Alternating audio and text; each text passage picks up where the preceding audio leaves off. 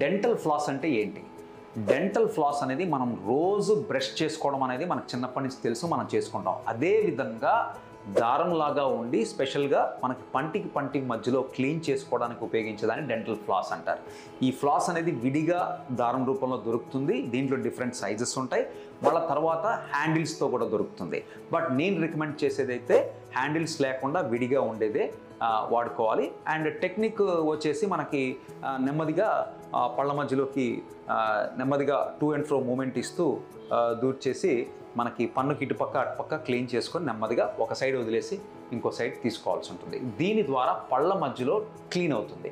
మన బ్రష్ పంటికి మధ్యలో క్లీన్ చేయదు, ఓన్లీ ఫ్లాసే క్లీన్ చేస్తుంది. డెంటల్ ఫ్లాస్ చేయకపోతే 40% ఆఫ్ టూత్ సర్ఫేస్, అంటే ఎవ్రీ టైం మనం పళ్ళు క్లీన్ చేసుకునేటప్పుడు 60% పళ్ళు క్లీన్ అవుతాయి, 40% సర్ఫేస్ అన్క్లీన్డ్ వదిలేస్తాం డెంటల్ ఫ్లాస్ చేయకపోతే.